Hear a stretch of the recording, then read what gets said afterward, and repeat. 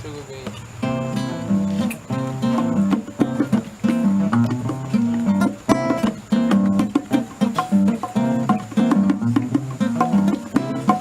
Pipinibão.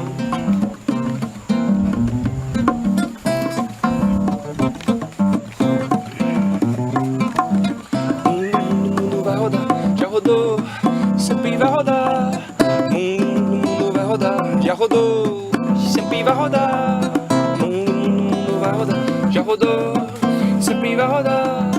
Mundo vai rodar, já rodou, sempre vai rodar. Passarinho pela porta entreaberta entrou, procurando uma janela. Ele me chamou, não sei o que aconteceu naquele momento. Piei, passarinho sou eu, canarinho sou eu. Voei pra cidades e florestas, me criei, tijolos centenários pisei, em raízes milenares. Meu passado encontrei, meu destino eu já sei porque cruzei linhas tortas que de longe mirei, via reta se formando calei. Entendi todo sentido e vim para agradecer. Vim para agradecer. Mundo rodou, mundo é um só. Gaia sou eu, Pachamama sou eu, Roche arro, aloha é nós. Gaia sou eu, Pachamama sou eu. Curou, dentro e fora, chá e cinza cantou, trouxe a aurora da matina, rogou. Grande espírito que ativa, te firma no encanto das matas, na força ao encontro da graça. Lavei, lavei, lavei, lavei, lavei, lavei, lavei, lavei. Curou, curou, curou, curou, curou, curou, curou, curou. Lavei, lavei, lavei, lavei, lavei, lavei, lavei, lavei. Curou, curou, curou, curou, curou. Lá vem água fria, pele morna, limpei meus passados, minhas memórias, amei ancestrais de muitas glórias, com respeito estudei, gratidão ao meu rei, amor, amor e sol. Gaia sou eu, Pachamama sou eu, mundo girou, não é um só. Gaia sou eu, Pachamama sou eu, Roche arro, aloha em nós. Gaia sou eu, Pachamama sou eu, mundo girou, girou, não é um só.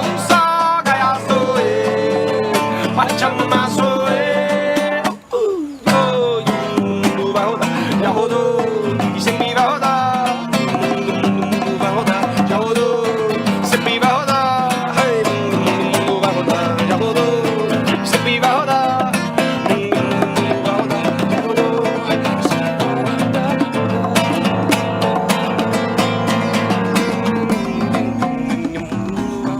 já rodou, sempre vai rodar.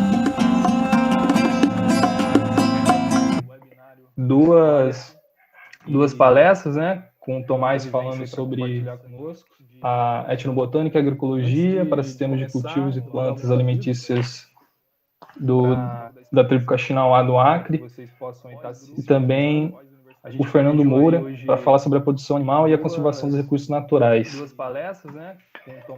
E nisso a gente planejou aí 30 minutos de fala para cada um e depois a gente vai abrir para as perguntas.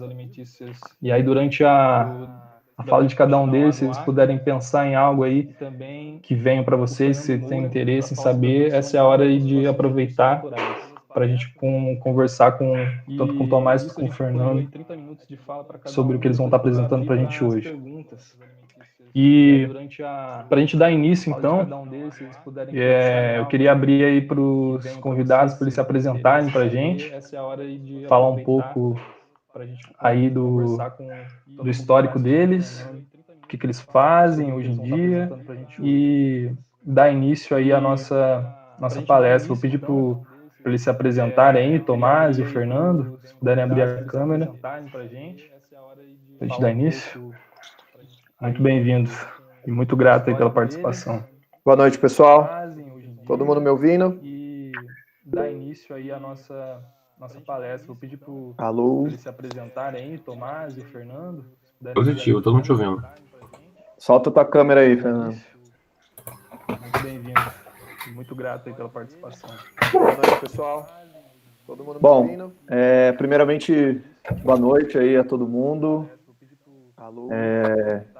Primeiro agradecer aí o convite do Guy, da FEAB, da galera da Rural, pra gente, falo por mim, falo por Fernando, que é um grande amigo, mas falo por mim, que é um grande prazer estar podendo compartilhar um pouco com vocês, né?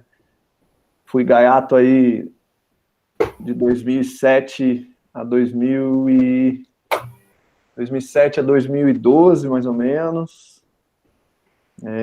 Passei aí pela LICA, né, que é a Licenciatura em Ciências Agrícolas, passei pela agronomia, pelo mestrado na Universidade Rural, e com certeza foi aí um dos grandes divisores de água aí na minha vida pessoal e profissional, fazer parte desse movimento agroecológico tão forte, tão bonito que tem dentro da universidade, né? Então, só agradecer mesmo por estar presente, poder compartilhar um pouco com vocês essa trajetória aí pós-rural, e vai ser massa, vai ser um bate-papo maneiro, vamos conversar bastante aqui, e qualquer dúvida, tô aí à disposição. E é isso. Quer que fale um pouquinho mais de como está hoje? Eu acho que tá tranquilo, se você sentir a vontade aí para falar, pode falar. Hoje, atualmente, eu continuo vivendo no Rio, né? Eu sou do interior de São Paulo, mas vivo em Petrópolis.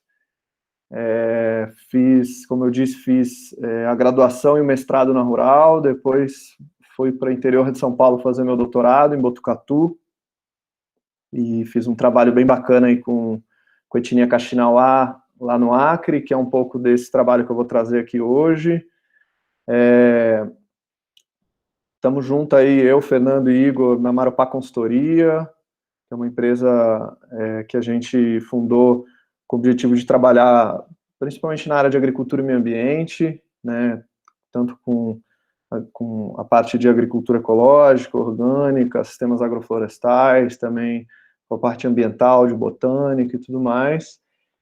E é isso, seguimos aí na luta por um mundo melhor e por um mundo mais justo todos os dias. E é isso, passo a palavra aí para o Fernando, meu grande amigo e companheiro aí.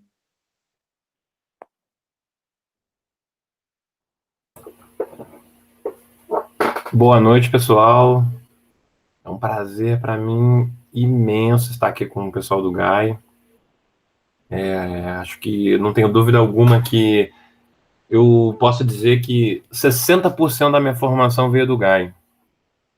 Eu me formei na universidade, sou biólogo, sou mestre em agricultura orgânica, tudo pela Rural, mas a minha formação, de fato, como técnico, como profissional, quanto ser humano, quanto pessoa de relacionamento, foi dada no GAI e nos corredores do alojamento universitário, para quem conhece. E atualmente eu sou consultor na parte agropecuária, eu atuo tanto na parte de agrofloresta, que é uma área que eu tenho uma paixão desde que eu entrei na universidade, quanto na parte pecuária, na parte especificamente de pastagens. Eu costumo falar que a agrofloresta deixou de ser uma paixão para virar um amor, uma relação mais próxima. E a pastagem foi algo que me pegou no meio da trajetória, me trouxe muito próximo, e hoje eu estou aqui um pouquinho para compartilhar com vocês. O GAI, para mim, hoje é muito importante dele estar vivo, eu fico muito feliz disso estar acontecendo, a gente está junto aqui novamente, e eu espero que mais espaços desses estejam por vir. Hoje eu estou morando em Paraty, praticamente, assim, a gente tem, ao longo do período que a gente passou, desde que eu terminei a faculdade, Eu tenho passado por diferentes lugares no Brasil, conheci diferentes experiências de agroecologia, mas eu ainda vejo, apesar de todo esse movimento agroecológico, todo esse movimento orgânico que tem surgido no Brasil, poucos movimentos têm uma força tão grande igual tem esse grupo, que é um grupo que, muito além da parte profissional, da parte técnica, da parte ideológica, ele vem com um vínculo emocional muito importante. E eu acho que isso, no mundo de hoje, é muito importante. Um mundo que as pessoas estão tão distantes, estão tão desligadas, a gente se conectar com pessoas, a gente se aprofundar no que a gente se propõe é muito importante. E eu espero que esse espaço nos ajude a nos aproximar cada vez mais. E é isso, pessoal. Espero que hoje seja um passo legal e vamos nessa. Maravilha, Fernando, maravilha, Tomás. Muito grato aí. Só para contextualizar rapidamente, né, o pessoal, o GAI, ele é um grupo de extensão da Universidade Federal Rural do Rio de Janeiro. É um grupo aí que já está com 37 anos desde sua primeira formação, o grupo que foi formado por mulheres inicialmente.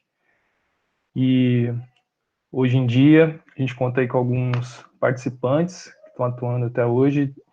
E também temos aí a parceria da Federação de Estudantes de Agronomia, a FEAB, que estão apoiando esse evento também junto com a gente. E para a gente então dar início à nossa atividade, queria chamar então o Tomás para trazer a apresentação dele, primeiramente. E aí pode ficar à vontade, Tomás. Maravilha, Désio. Eu vou projetar a tela aqui, vocês veem se está tudo ok, tá bom? Beleza.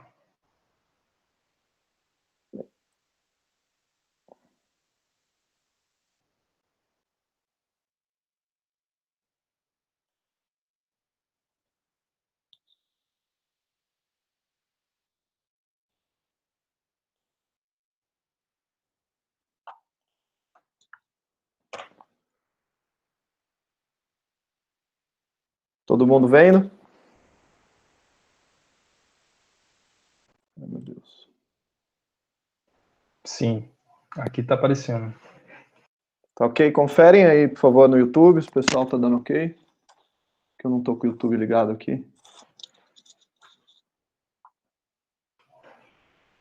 Pessoal do YouTube, se tiver tudo ok, pode dar um confere aí no chat, que a gente já dá início.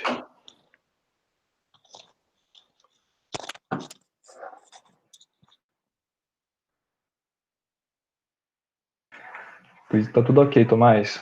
Beleza. Pode mandar ver.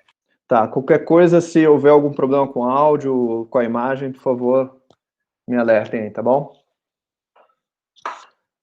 Bom, pessoal, primeiramente, é um prazer aqui estar falando desse trabalho. Como eu disse na apresentação, esse trabalho é fruto da minha tese de doutorado, que eu defendi agora em março, em meio à pandemia. Um trabalho realizado durante 4 anos, no programa de pós-graduação em agronomia, em horticultura, da Unesp de Botucatu. E bom, para quem não sabe, existe uma linha de pesquisa, né, que tem muito diálogo aí com a agroecologia, que é a etnobotânica, que é quando a gente tem o objetivo de estudar a relação que existe entre pessoas e plantas, né? Quando a gente fala de etno, principalmente pessoas de comunidades tradicionais, e a agroecologia, sem dúvida, dialoga demais com isso, já que ela bebe da fonte e ela tem origem principalmente nos movimentos do campo, nas comunidades tradicionais, nos movimentos camponeses, e sempre vai ser isso, né? Então, acho que isso também é muito fruto do que eu aprendi no GAI, de valorizar a agroecologia raiz, da agroecologia de verdade, e aí seguir com esse trabalho aqui que eu vou apresentar para vocês, né? Então, o título da minha palestra de hoje é Sistemas de Cultivo e Plantas Alimentícias, Kaxinauá no Acre. É um resumo, claro, da minha tese, não haveria tempo hábil aqui para apresentar todos os resultados, então Vamos lá começar com algumas provocações. A ideia aqui não é ninguém lê muito, a ideia aqui é a gente refletir. Bom, quando a gente começa nessa primeira imagem, assim, por que eu trago essa imagem, né? A gente, desde criança, desde que é muito jovem, a gente aprende que a sociedade humana, ela inicialmente era caçadora-coletora, vivia em pequenos grupos, né?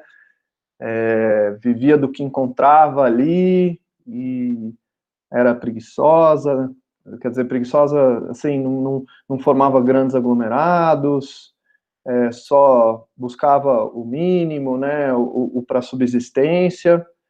E aí a sociedade humana vira a chavinha quando ela começa a fazer agricultura, né? Então, a história nos conta, nos mostra, desde que somos crianças, de que a grande virada veio com o surgimento da agricultura, né? Onde as sociedades pararam de ser nômades, começaram a se estabelecer nos lugares, a criar animais, plantações, e deixaram de ser caçadores e coletores, né? Passaram a fazer agricultura e adquirir tudo através da agricultura. Mas a história, o que ela mostra pra gente, principalmente quando na escola, né? Ela tem uma falha aí, não uma falha, mas ela passa um rompimento que, na verdade, não existiu, e não existe. E por que eu estou dizendo isso? Porque essas populações, elas não passaram de uma coisa, de uma situação, para virar outra situação.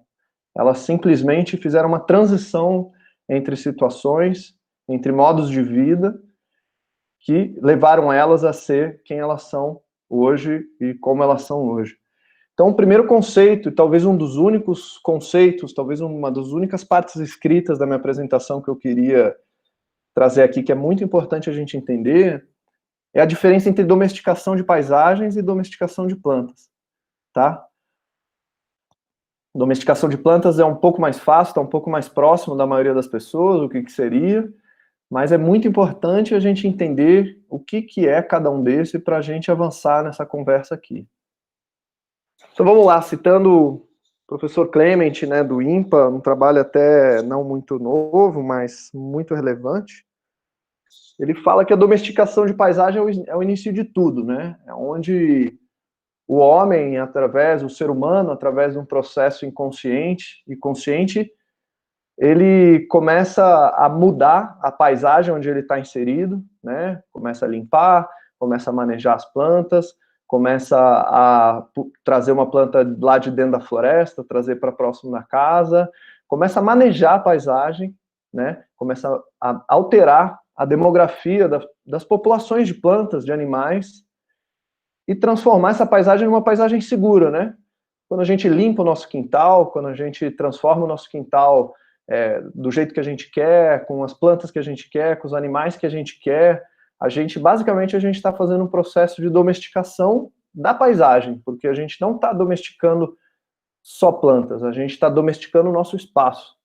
E entender esse processo é muito importante para a gente entender por que aquela transição entre caçador e coletor e agricultura, basicamente, a gente está fazendo um processo de domesticação tão preto na paisagem, porque a gente não está existe um diálogo entre essas duas fases da humanidade.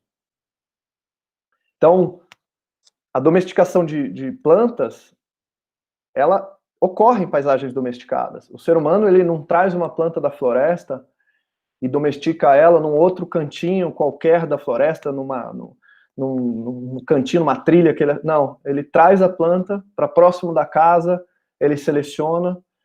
Então, na verdade, a domesticação de plantas, ela é um processo coevolucionário, onde tanto plantas como seres humanos evoluem juntos, né? Onde a seleção humana, o ser humano passa a selecionar, eu quero um fruto maior, um fruto mais doce, um fruto que produza mais. Quando o ser humano passa a domesticar as plantas, manejar, cultivar, isso altera o genótipo da planta. Acho que muitos sabem, mas a maioria das plantas que a gente consome hoje, milho, tomate e outras, elas foram domesticadas e manipuladas durante milhares e milhares de anos pelo ser humano para serem o que elas são hoje. E essa domesticação ela ocorreu em paisagens domesticadas, ocorreu em sistemas de cultivo, ocorreu em áreas manejadas. Então, por que eu trago isso? Porque para a gente entender que esse processo de domesticação de paisagem, esse processo de domesticação de plantas, ele não acabou. Ele está acontecendo agora, e ele acontece 24 horas por dia, não só nos laboratórios de melhoramento genético, de seleção de plantas, mas ele acontece principalmente nas comunidades de agricultores, nas comunidades de agricultoras e comunidades tradicionais. E ele se mantém até hoje. Então é muito importante entender essa diferença, entender que esses seres humanos permanecem manipulando, permanecem selecionando e melhorando a paisagem para que ela fique mais confortável possível para a convivência com a natureza. Então, entender esses dois conceitos parece uma coisa aleatória, mas não é, porque só assim a gente consegue olhar a agricultura e consegue olhar a agroecologia como uma relação entre seres humanos e plantas e animais e principalmente e paisagem. Então, a partir desse conceito, a gente vai avançar um pouquinho mais a fundo. Aqui alguns exemplos. Quando a gente fala em paisagem domesticada, talvez tenha alguns exemplos bem fáceis de entender, onde o ser humano alterou a paisagem drasticamente para que ela ficasse mais favorável à sua produção. Então, essa primeira foto aqui, do lado esquerdo em cima, esse é o sítio arqueológico de Moray, no Peru, construído pelos Incas, há séculos atrás, onde eles cultivavam as plantas em diferentes degraus para adaptar essas plantas a condições, fazer seleção genética de plantas através da diferença de insolação, de temperatura que os diferentes degraus traziam. Outro exemplo muito fácil de entender o que é uma domesticação de paisagem é em cima à direita, que são as chinampas maias, são áreas de cultivo que flutuam. Aqui, originalmente, são lagos, são áreas alagadas, onde os maias, e até hoje, no México, na Guatemala, se cultiva nesses sistemas, onde são feitos plantações praticamente flutuantes, onde são acumuladas matéria orgânica durante gerações, séculos, e onde é possível cultivar mesmo em cima da água, culturas com altos rendimentos, né? Se a gente imaginar que essas sociedades tinham milhares, milhões de habitantes, é fácil da gente entender como esses sistemas eram complexos e produtivos. Aqui embaixo à esquerda, um outro sistema, também Inca, também no Peru, Tipon, sistemas também de irrigação, onde se testavam os sistemas as diferentes lâminas de água para adaptar as plantas. E eu estou falando disso há séculos atrás, tá? E outro sistema bem fácil de entender de domesticação são os terraços chineses de produção de arroz, que até hoje, há mais de 5.000 anos, produzem arroz, onde os chineses, as comunidades tradicionais da China, alteraram a paisagem drasticamente, transformaram uma paisagem produtiva e que super... dialoga muito com a natureza do local, com os regimes hídricos e com tudo. Mas e aqui, né? Quando a gente olha uma floresta como a floresta amazônica, é uma floresta virgem? Será que é uma floresta intocada? Muita gente acha que é intocada. Mas se a gente começar a olhar a Amazônia mais a fundo, ou as florestas tropicais mais a fundo, a gente começa a perceber que ela também vem passando por processos de domesticação. Essa foto é da National Geographic, um sobrevoo que eles fizeram nos Índios Isolados, no Alto Juruá, no Acre, e comunidades que até hoje vivem em isolamento total, não sabem necessariamente que Brasil é Brasil, que mundo se chama planeta Terra, mas que vivem em total harmonia com a floresta e manipulando a floresta para o seu benefício e para o benefício de toda a comunidade. Algumas fotos aqui, aéreas, né? A gente olhar esses índios isolados, se a gente observar Se a gente apurar o olho aqui, a gente vê plantas domesticadas, provavelmente essas moitas aqui, com a foto em alta resolução dá para ver melhor, muitas dessas são pimentas, mamão, tem mandiocas também. Então, esses índios estão lá isolados, com contato mínimo, né? Não necessariamente estão totalmente isolados, mas tem um contato muito baixo com outras comunidades, e elas estão lá vivendo da floresta, manipulando a floresta e domesticando a floresta, e domesticando plantas em tempo real, tá? E aí, a ciência não fica de fora dessa discussão, né? Há muitos anos a ciência discute, né? Quando que surgiu a agricultura, qual foi o momento desse rompimento que eu falei lá no início, quando que o homem deixou de ser coletor e caçador e passou a ser agricultor. E aí vários trabalhos, né, divulgados em grandes revistas científicas, tentaram apontar, esse mostra, o norte do Peru é o centro de origem da agricultura, não, região das Arábias lá foi o centro da agricultura 10 mil anos atrás. E aí outros autores começam a falar, não, gente, calma, não, a agricultura não surgiu do nada, não surgiu só em um lugar, ela surgiu em vários lugares ao mesmo tempo, e ela é um processo de coevolução entre pessoas e plantas. Então é importante a gente entender que ela não existe um rompimento, essas pessoas fazem agricultura e continuam também com seus modos de vida, caçadores-coletores. Não existe um rompimento claro, não necessariamente elas deixam de ser uma pessoa e passam a ser outra. Então, a Dolores Piperno, ela traz esse mapa, onde ela mostra assim, olha, na verdade, a agricultura, os primeiros resquícios de domesticação de plantas, de domesticação, né, de plantas que hoje são cultivadas, como abóbora, milho e outras, trigo, surgiu em vários lugares do mundo ao mesmo tempo, né, em diferentes fases, mas muito próximo. Então, assim, é isso. A agricultura não surgiu num único centro, ela surge de vários centros ao mesmo tempo. As plantas passaram a ser domesticadas, mas eles continuaram coletando plantas na floresta. Então, é como se houvesse uma transição, mas é uma transição que não é tão clara. Então, os pesquisadores começam a perceber que essa transição não é tão clara e de que esse processo de domesticação permanece até hoje. Dando um zoom aqui para a América do Sul, essas manchas, não quero que ninguém se tente ler aqui, não tem necessidade agora, mas todas essas manchas aqui no mapa, elas mostram áreas de possíveis centros de origem, centros de domesticação de algumas plantas cultivadas, tá? Então, como pupunha, como pimenta, várias plantas que a gente sabe que foram domesticadas aqui na América do Sul e na Amazônia, amendoim, enfim.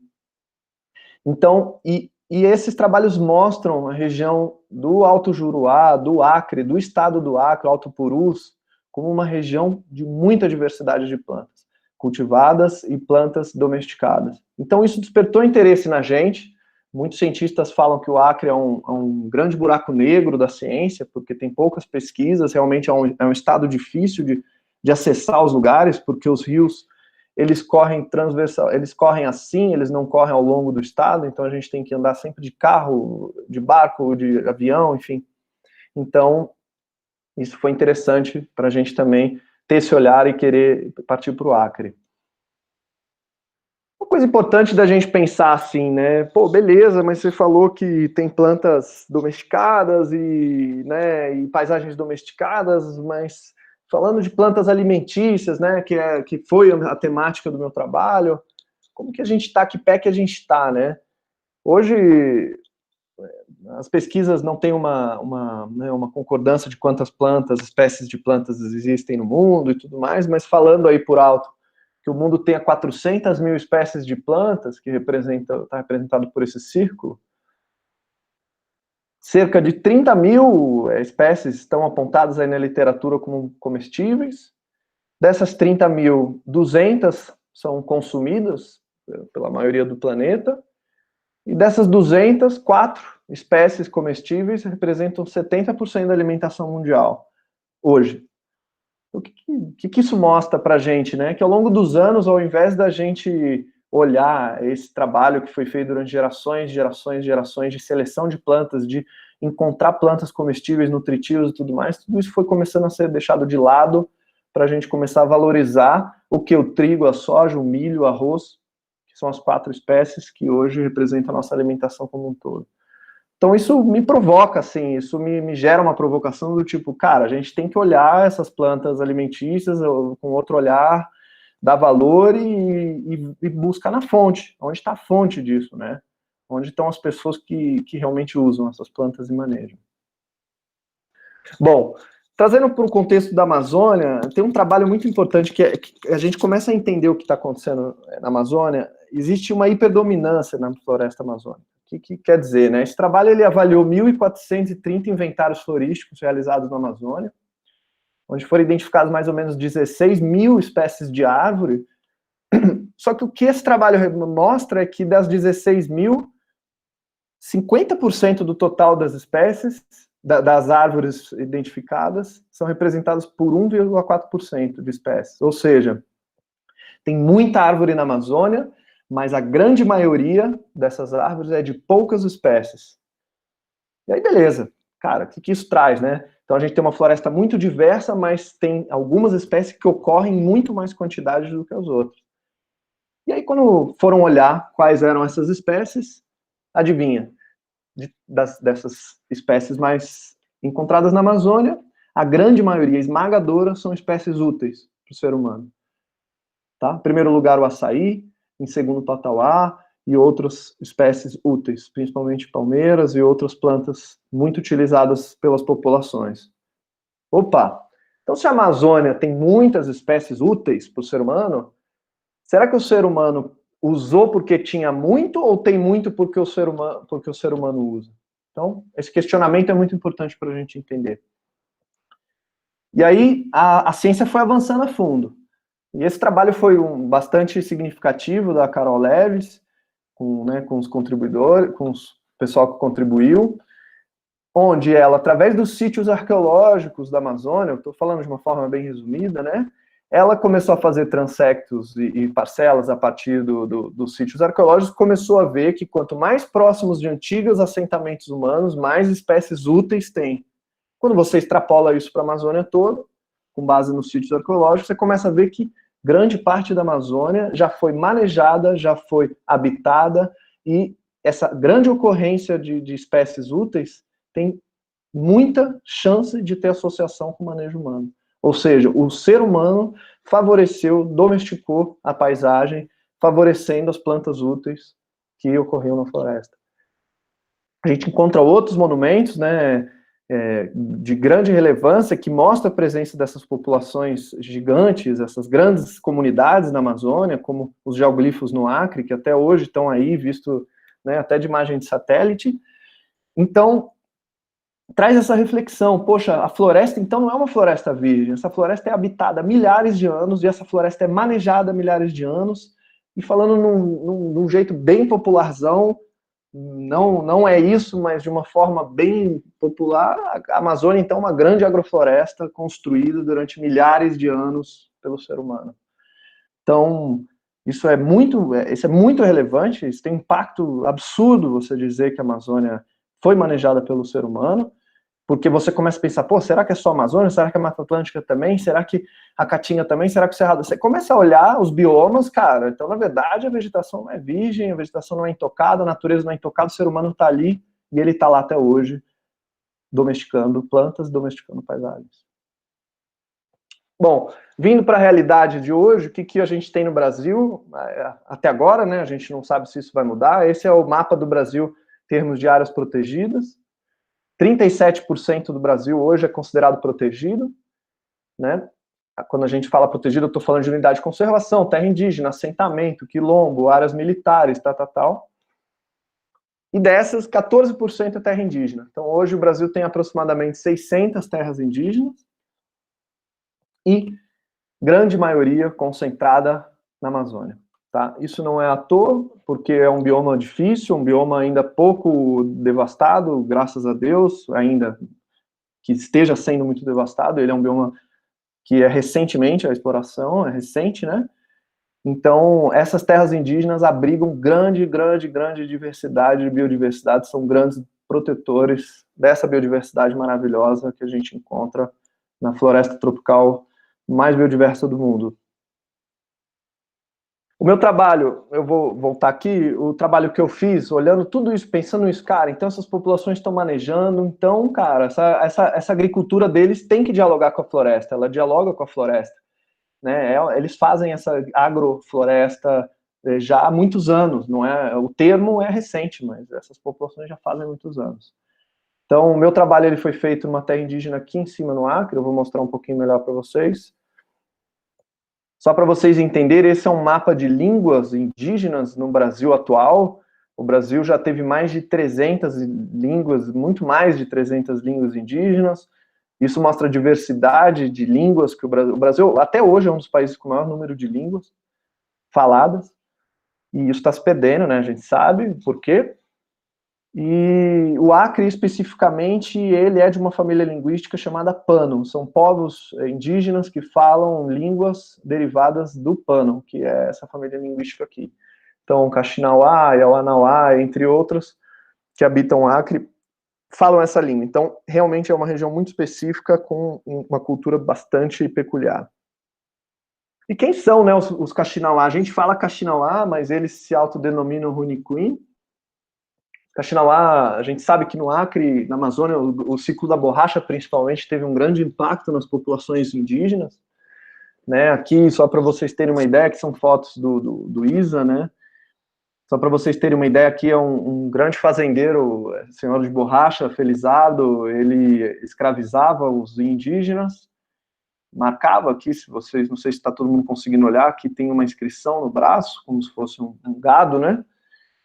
E esses povos, conforme o ciclo da borracha foi avançando rio adentro, esses povos também foram subindo rio acima, foram se escondendo, foram se protegendo, e isso, né, fez com que essas populações Kaxinawá preservassem a cultura de forma muito nobre até hoje. Então, o trabalho foi feito aqui, nessa localização, né, como eu disse, no rio Envira. É bem longe, a terra indígena, ela tem, assim, o acesso não é fácil, são de Rio Branco, no Acre, são pelo menos 5 horas de carro, para chegar no município de Feijó, que é um município com uma população indígena bastante relevante. Do município de Feijó, a gente pega um barco e sobe o Rio Envira. Essa subida pode ser de casco ou de batelão, que são 2 tipos de embarcações bem conhecidas por lá. Casco a gente demora mais ou menos de 1 a 2 dias, o batelão de 2 a 4 dias para chegar na terra indígena. Aqui a gente está em cima do barco, não dá para ver o barco porque a gente vai amontoado em cima de mala, de comida, de tudo, porque é muito longe, então tem que levar tudo que você vai consumir em 1 mês, em 20 dias de campo. Então, só para ter uma ideia de que para trabalhar nesse tipo de pesquisa tem que ter bastante vontade e bastante resistência também, porque é sol na cabeça, mosquitada, muito calor e horas sentado nesse barco aí. Ao longo do rio a gente encontra populações indígenas de outras etnias, como os culinas, que são índios que ainda permanecem com um modo de vida bastante peculiar, bastante nômade. Eles fazem esses acampamentos na beira do rio, e vão cultivando e coletando plantas ao longo do rio, então é bem interessante, né? Tem muitas populações ribeirinhas também. A gente dorme nas casas, nos barcos, passa as noites em rede, né? Amazônia, dormir no chão não é o mais recomendado, por conta do bicho, principalmente. E chega na terra indígena depois de alguns dias, é uma população bastante amistosa, muito receptiva. Aqui é um pouco da onde a gente se estabelece, isso é a escola indígena, essa é a nossa base. Então, durante 20 dias, 1 mês de trabalho de campo, de coleta de planta, é aqui onde processam os dados, sem energia elétrica, apesar de ter lâmpada, só liga quando tem gerador, tomando banho de cacimba, que é tipo uma nascente, e assim vai, né, na resistência aqui. Bom, Em termos de trabalho, eu fiz o estudo da agricultura, então eu fiz entrevistas com os indígenas, visitei os roçados, identifiquei as plantas e identifiquei os modos de cultura, os sistemas de cultivo deles. Um sistema muito utilizado deles é o roçado de corte-queima. Eles abrem as áreas e plantam essas áreas e depois deixam a capoeira tomar conta de novo, depois de um tempo, deixam a área em pousio, né, descansar. Tem os bananais, eles cultivam muitas variedades de banana, é a cultura com o maior número de variedades que eu identifiquei. Tem uns plantios de praia, eles aproveitam a baixa dos rios para plantar nas praias, com solo muito fértil, apesar de parecer uma areia, é um solo bastante fértil. E tem os quintais das casas, onde eles cultivam também bastante coisa, e manejam e domesticam essas plantas que eles trazem da floresta, né? Então, alguns exemplos. Mandioca é muito relevante, banana, mas tem muitas variedades de milho, de amendoim, de mamão, de urucum, Então, ao todo, eu encontrei 50 espécies cultivadas, dessas derivam 140 variedades, 144 variedades de sementes crioulas, de variedades crioulas, então é muita coisa. Um outro estudo que eu fiz foi o de plantas alimentícias silvestres, que foi entender as plantas que eles coletam na área de floresta. Tem muitas, teve mais espécies na área de floresta até do que nas áreas cultivadas, foram 65 espécies, muitas palmeiras, muitas frutas, raízes, folhas, castanhas, então uma diversidade absurda de comida dentro da floresta e um conhecimento muito grande. Então aí algumas fotos para ilustrar de como que né, como que são as plantas, mais ou menos. Eles fazem feiras de trocas de sementes, é muito, muito bacana. E já caminhando para o fim.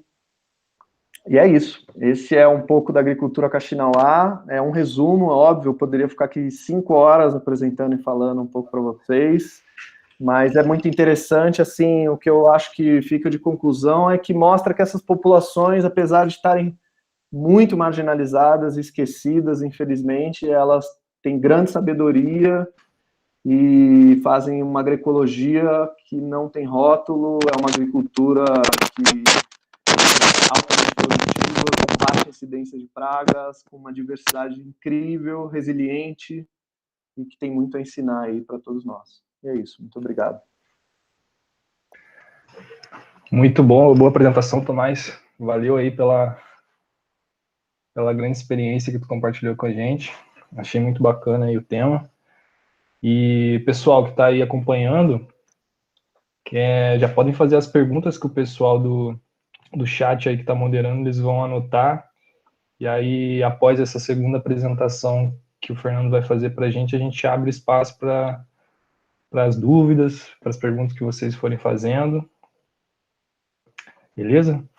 Então, para a gente dar continuidade aqui no nosso webinário agroecológico, eu vou chamar o Fernando Moura para dar início à apresentação dele. O Fernando vai falar aí sobre a produção animal e a conservação dos recursos naturais. Tudo certo aí, Fernando? Tudo certo, Edésio. Fica à vontade então, cara. Maravilha. Galera, fico até emocionado assistir a palestra do meu amigo Tomás, uma figura muito importante aí na minha trajetória profissional, influenciou muito quem eu sou hoje como profissional. Muito importante trazer essa discussão da questão indígena, essa questão da importância dos povos, né, na transformação do ambiente que a gente vive. A gente acha muito, a gente está na cidade hoje, a gente se desliga muito do que a gente veio, né, na base, de onde a gente veio de fato. E eu vou trazer uma discussão que dentro da agroecologia é uma discussão um pouco polêmica. Eu vou compartilhar com vocês a minha tela aqui. E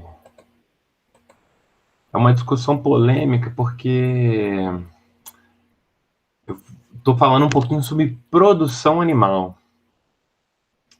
Não sei quantos de vocês sabem, a minha trajetória profissional ela está muito vinculada à agrofloresta, à restauração florestal, reflorestamento, plantio.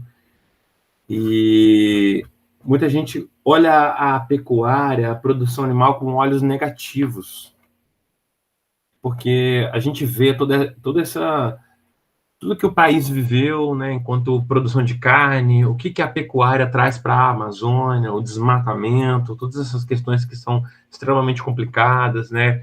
Existe um movimento muito intenso hoje no país, no mundo inteiro, que é a alimentação vegana, pessoas que não querem mais consumir nenhum tipo de alimento de fonte animal, né, alimentação vegetariana. Isso tem uma relevância muito importante. Porém, a pecuária, a produção animal, ela tem um valor fundamental, assim, ainda. Ela ainda é muito presente, principalmente no Brasil. Existem dados do IBGE que mostram que em 30% dos produtores rurais tem algum tipo de criação animal que gera renda para eles. Então, ou seja, 30% de todos os produtores rurais é muito relevante. Isso inclui grandes, médios e pequenos produtores. Então, eu sei que sempre que eu trago essa questão da produção animal, muita gente fica até alvoroçada, principalmente na questão da agroecologia, mas eu gostaria de trazer isso com uma outra perspectiva, que a produção animal, ela é uma aliada da conservação ambiental. Infelizmente, hoje, boa parte das imagens que eu tinha nessa apresentação, eu não vou poder apresentar, porque esse nosso texto ele vai estar disponível no YouTube, e algumas imagens que são disponibilizadas pelos pesquisadores, que são nossos parceiros, elas não têm direitos autorais definidos, então eu não posso simplesmente disponibilizar no YouTube, porque elas vão fazer parte de pesquisas que vão estar disponíveis, então tive que catar algumas fotos da internet para colocar, então infelizmente não vou poder mostrar algumas coisas que são muito legais, mas quem tiver mais interesse pode entrar em contato comigo, a gente pode falar um pouquinho mais sobre essas perspectivas aí da agropecuária sustentável e avançar um pouco nesse sentido.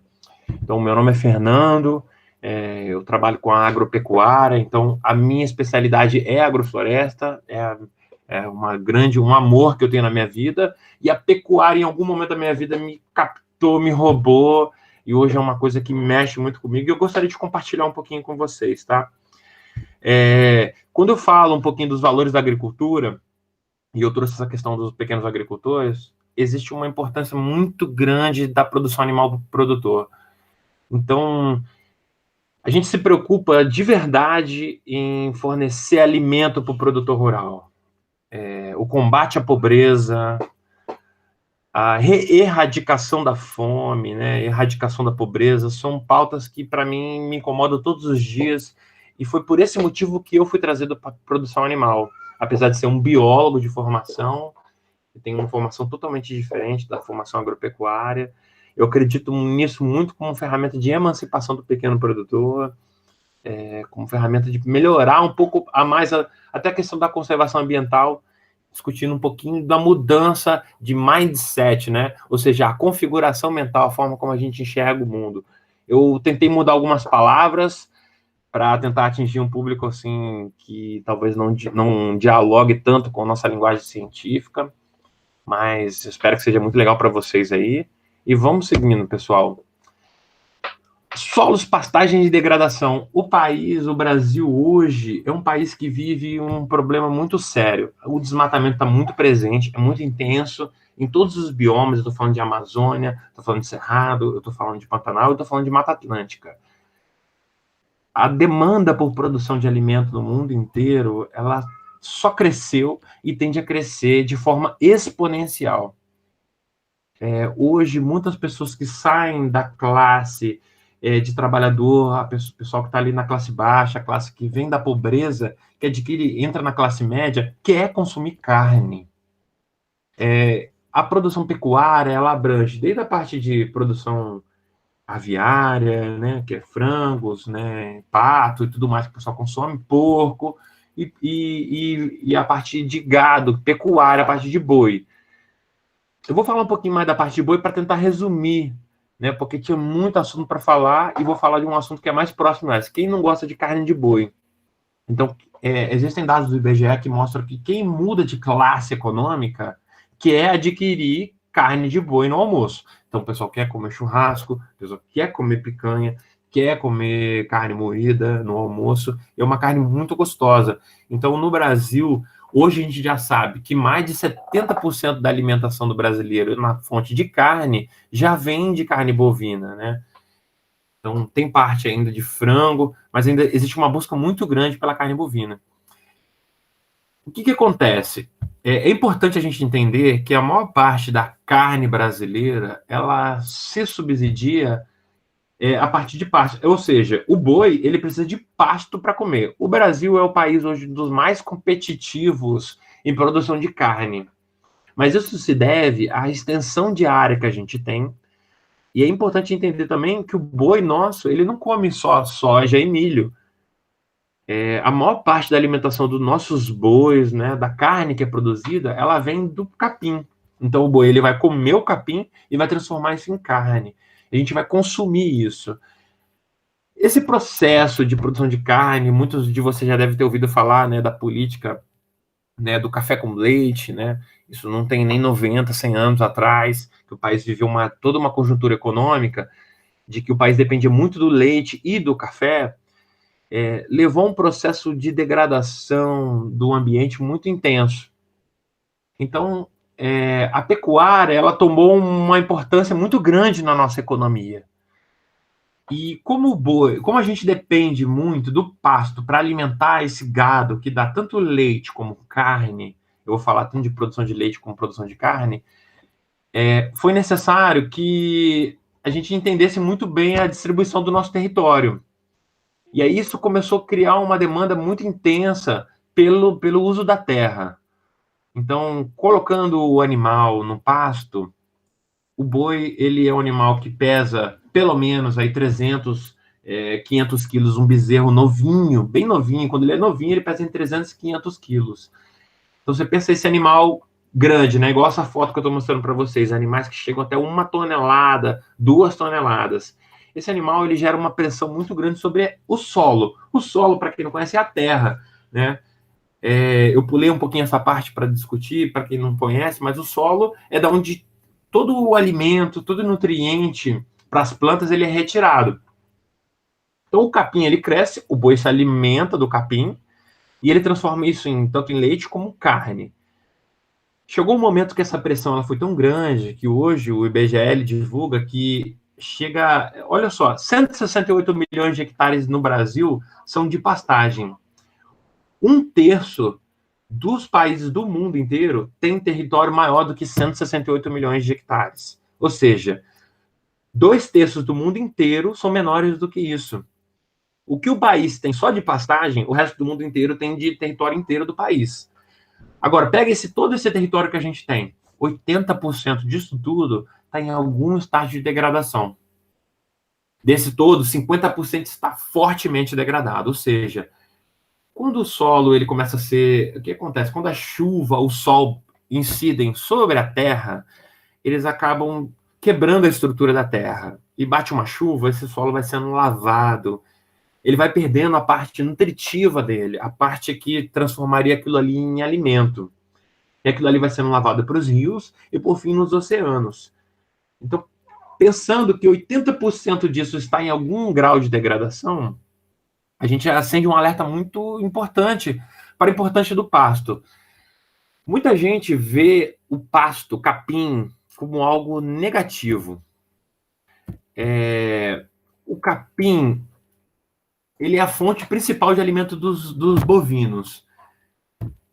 Mas essa divisão que existe entre a floresta, né? A gente pensa sempre muito assim, a floresta e o capim é o contrário da floresta. O capim, a grama, né, a braquiária, ele tem uma importância muito grande para a proteção dos solos, porque se vocês podem olhar esse boi aí, até a altura de onde esse capim está crescendo, tem aproximadamente 1 metro, 1,20 m. Pode não parecer, mas esse capim crescendo, ele tem uma importância muito grande para a proteção do solo. Ele tem uma importância muito grande para o que algumas pessoas hoje já está muito comum isso, o tal do CO2. O CO2, que é um gás, né, que está ali envolvido com o efeito estufa, com os problemas atmosféricos, né, do derretimento, das calotas polares. esse CO2 ele pode ser captado por essas plantas, essas gramíneas, e fixado na sua estrutura. E quando essa planta ela apodrece, ela vai decompondo na forma de palha e ela vai cobrindo o solo. Então, quando eu olho para um capim desse, pode parecer o contrário de uma floresta, mas, na verdade, isso representa uma característica muito importante da proteção dos solos, porque as gramíneas, elas evolutivamente, elas vieram durante o longo de milhares, milhões de anos, se desenvolvendo para ocupar essas áreas que são desprotegidas, que têm uma incisão do solo muito grande, né, que áreas muito suscetíveis à degradação. Então o capim ele começa a crescer e, na verdade, ele está ali para proteger. É como se o planeta Terra tivesse um mecanismo natural de autoproteção. Então, a cobertura vegetal que surge é uma proteção do solo, que é o grande filé, né? O grande... onde está todo concentrado nossos nutrientes ali do solo. Então, muita gente vai querendo quebrar um pouquinho essa lógica assim, do capim e do contra. O capim é algo muito importante. E quando você começa a transformar o teu solo, é muito comum, eu sou da região aqui de Paraty, é muito comum você viajar pelo Rio de Janeiro, São Paulo, Minas Gerais, ver áreas totalmente descobertas, com um capim que cresce na forma de grama, parece, né? Um capim que é ralo, não dá mais do que um palmo de altura. Aquele capim, ele está numa forma debilitada do seu crescimento. Ele foi prejudicado pelo peso desse animal, que está andando ali todos os dias sobre aquele local, pela ação da chuva, pela ação do sol. Então, essa pastagem degradada, que é o que a gente chama, ela pode ser recuperada. Quando eu recupero e transformo ela num pasto produtivo, um pasto vivo, eu estou protegendo aquele solo. Então, o que eu quero trazer a vocês é um pouquinho dessa importância que talvez não só recuperar com floresta, mas recuperar com pasto tem um papel ecológico muito importante. Então, quais são as estratégias que a gente tem para isso? O manejo de pastagens. Simplesmente de eu fechar aquela área do acesso desses animais que pesam mais do que 1 tonelada, né? Esse animal que pisa ali todo dia, só de eu deixar aquela área descansando, a gente chama isso de pousio, eu já posso fazer esse capim voltar ao tamanho dele normal. Eu já posso fazer essa área ter um potencial produtivo muito maior, só de deixar aquilo descansando. Estou falando de pelo menos 6 meses. 1 ano seria o ideal, 2 anos seria o perfeito. Então, só de eu fechar aquela área, deixar ela descansar, eu já posso transformar aquilo ali num pasto extremamente produtivo. Para quem não conhece, o piquete. Piquete é quando eu pego uma área enorme e divido ela em pequenas áreas, sub-áreas. Então, eu não deixo o boi andar livremente por essas áreas. Eu começo a restringir a movimentação dele para que ele consuma exatamente o que eu quero. Só que um exemplo, um quadrado, ele consome só aquele pedaço. Quando ele termina de consumir até um nível saudável para o capim, ele passa para uma nova área. Quando ele vai passando para essas novas áreas, nesses novos piquetes, eu chamo esse sistema de rotação de pastagens. Então, eu dou tempo para que o capim ele seja consumido a um nível saudável, e aí ele fica interrompido, ele descansa e traga o boi novamente quando ele já está descansado. O que eu aprendi um pouco trabalhando com a agropecuária é que o capim, como quem trabalha com reflorestamento, vê isso muito comum. O capim, ele é o maior inimigo do reflorestamento. O capim, ele é o maior inimigo da agricultura. Por quê? Porque ele começa a surgir no meio do que eu quero, né? Eu planto ali um alface, vem um capim no meio. E ele começa a ser visto como um inimigo. Então a gente quer sempre erradicar o capim. Só que o capim, na verdade, ele é uma ferramenta que a natureza criou de recuperar o ecossistema, recuperar a natureza. E quando eu dou a chance para o capim, quando eu trabalho com ele da forma correta, existe uma possibilidade de recuperar aquele ambiente no nível ecológico, no nível de fertilidade do solo, agronomicamente falando, muito importante. Então, a recuperação de pastagens, a restauração das pastagens é muito importante. Se eu tenho 80% das pastagens brasileiras degradadas, se eu passo a recuperar esses ambientes, eu passo a ter uma forma nova de trazer vida para o solo. O capim, ele apodrece, ele vai recuperando o solo. E existe uma estratégia que a gente é um trio, que é muito comum para quem trabalha com agropecuária, que é a cerca, o calcário e o pousio. A cerca é cerca mesmo, arame farpado, arame elétrico, você cerca uma área, fecha o acesso dos animais a ela, porque o animal, o boi, ele não sabe o que é melhor, ele não sabe onde ele tem que pastar, ele precisa da nossa ajudinha para conduzir esse pastoreio dele.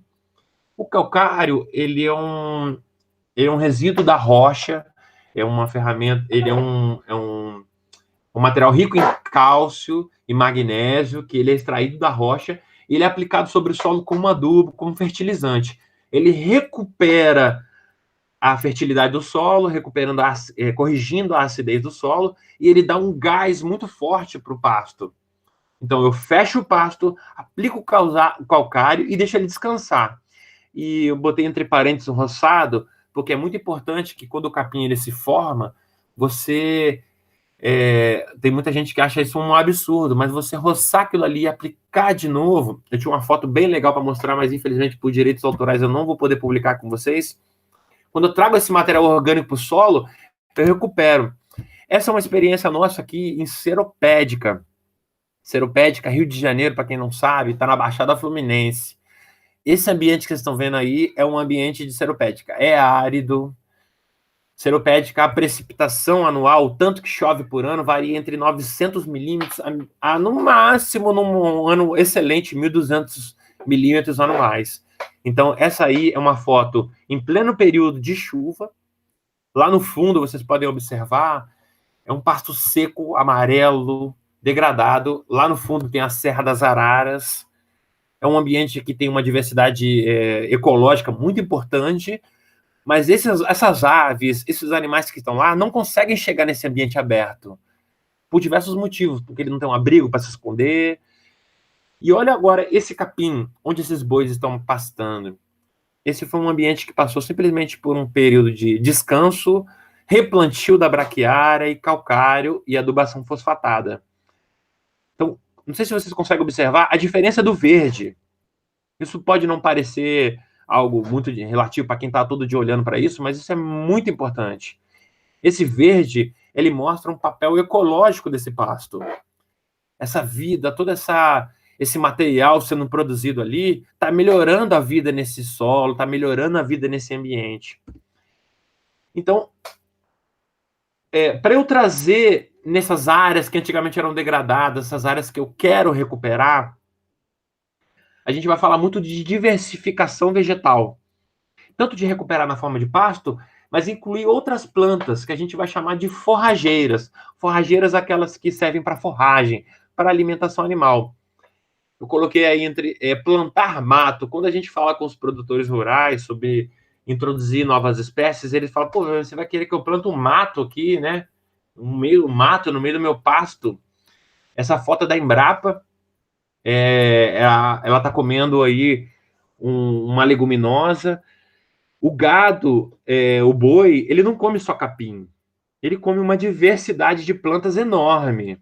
E quando eu tenho uma fonte de alimento para ele extremamente nutritiva, eu não só estou trazendo espécies de plantas que vão recuperar a diversidade ambiental, vão recuperar a ecologia do meu ambiente, mas também eu vou estar trazendo ganhos na produtividade, qualidade na alimentação do meu animal, incremento de proteína na alimentação do meu animal, ou seja, boa parte dos produtores de leite adicionam ureia na alimentação animal. Quando eu trago leguminosas, eu reduzo essa demanda. Então, eu tenho uma alternativa nutricional e essas plantas, durante a seca, elas tendem a se manter verdes. Então, quando o meu pasto está seco, essa planta, ela pode... esses animais, eles conseguem acessar uma planta que está verde, porque a raiz delas é muito mais profunda. E, com isso, eu tenho uma redução nos custos da minha produção.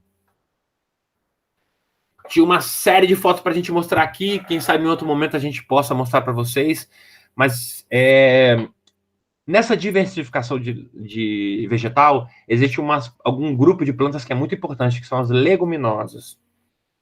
As leguminosas, elas são do grupo da família do feijão, da soja, do grão de bico, da lentilha, da ervilha. Essas plantas, elas têm uma associação com bactérias nas suas raízes que captam o nitrogênio do ar, transformam ele numa forma útil e disponibilizam para as plantas. elas são como se fossem pequenas bolinhas nas raízes dessas plantas leguminosas, e elas alimentam essas plantas com o ar. É literalmente isso, elas captam o ar e transformam em alimento para as plantas. Então, a presença das leguminosas nos meus sistemas, elas aumentam muito o valor nutricional da minha alimentação, porque quando eu falo nitrogênio, eu estou diretamente falando em aminoácido. Aminoácido, eu estou falando de proteína. Proteína é aquilo que está no bife, né, que a gente fala muito de alimentação. Então, o boi precisa de proteína também. Então, quando eu agrego uma proteína que vem do vegetal, eu tenho uma redução de custo. Existe uma diversidade de leguminosas muito grande nos nossos trópicos, nos ambientes mais chuvosos. E essas plantas, elas têm uma alta aptidão agrícola. Elas se adaptam muito bem à adubação, elas se adaptam muito bem aos manejos agropecuários. Elas têm uma rusticidade, ou seja, elas são plantas que sobrevivem muito bem em condições agressivas, elas sobrevivem em condições que a maioria das plantas que a gente cultiva, né, as hortaliças, os alfaces, não sobrevivem.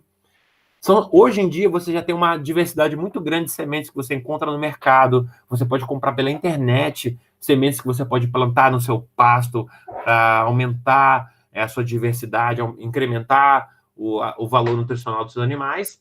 E muitas delas são espécies nativas, tanto das Américas quanto do próprio Brasil. E você pode organizar essas plantas tanto na forma de misturando com o próprio capim, ou separando uma área especificamente para elas. E durante o período que a chuva diminui, essas plantas, elas, diferente do capim, as raízes delas vão lá no fundo e elas conseguem encontrar água e se manter verdes durante o período que não tem chuva nenhuma. Gente, eu coloquei essas imagens aqui em vermelho porque essas fotos têm um uso muito delicado, tá bom? Se vocês olharem aqui, ó, essa espécie chama-se a Macrotiloma axillare. Eu tenho um capim braquiário aqui, e essas folhinhas aqui, ó, que estão vindo no meio, o capim braquiário é essa da folha comprida. E a leguminosa é essa aqui no meio. É uma planta que ela consegue se misturar no meio desse capim todo e produzir alimento. Vocês podem olhar esse boi, que é um gado Nelore, é um gado que é uma raça especificamente voltada para gado de corte, para produção de carne. Na boca dela, ela tem um feixe, parece um macarrão, parece alguém chupando um macarrão. Tem um feixe de Macrotiloma axillare. Então, o boi, ele não come só capim, ele come leguminosa também, né? Então, eu consigo encontrar plantas que se misturam no sistema de pastejo comum.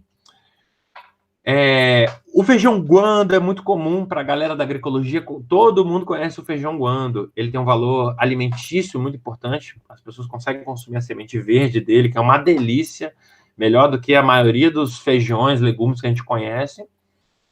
E aqui do lado, vocês conseguem ver uma moita de capim, de feijão guando crescendo, e os bois furando a cerca para pegar o capim, o feijão guando.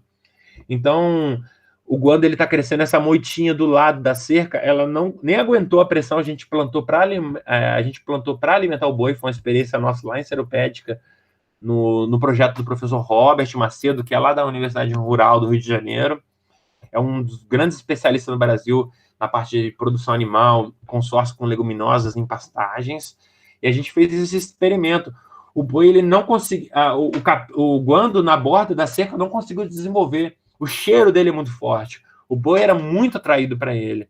E o boi, comendo ele incrementava a sua dieta, melhorava tanto a sua saúde, o bem-estar, quanto também a parte nutritiva. Essa aí é uma planta que pouca gente conhece, a Cratilha argentea, é uma planta nativa do Cerrado brasileiro. Ela tem essa quantidade de flor imensa, atrai uma quantidade de fauna muito grande, beija-flor, uma quantidade de fauna muito grande. Ela pode ser introduzida no meio do pasto e é uma planta nativa, então ela tem uma importância muito grande porque é uma semente que você consegue encontrar no mato, na floresta, e você consegue introduzir ela no mato. O cavalo, não sei por qual do pessoal está antenado com a parte de produção animal, o cavalo é um animal extremamente exigente, ele não come qualquer tipo de vegetal, e ele adora a cratilha. Então você encontra muito, é muito comum ver os cavalos criados na parte de cratilha se alimentando dela. Uma planta extremamente rústica. para quem não entende muito bem, mas ela é uma planta que fosse como se fosse uma trepadeira, mas ela não é tão trepadeira, ela forma uma moita. Então eu consigo formar verdadeiros corredores de fonte de alimento e que favorece a fauna. Além das leguminosas, eu tenho diversas outras espécies. O margaridão, muita gente hoje já vê o margaridão como uma espécie polêmica, porque ele tem um potencial invasivo, ou seja, ele cresce, se desenvolve muito rápido, é fácil perder o controle, mas na produção animal, o próprio animal ajuda a controlar o crescimento dele. É uma espécie que em muitos lugares é usada para controle de fogo, então ele é plantado em aceros para combater o incêndio, porque a planta não avança, o fogo não avança por dentro dele, e é uma planta que representa a 30 a 70 toneladas de hectare de alimento para o animal. Então é muito significativo. Até 33% de proteína bruta.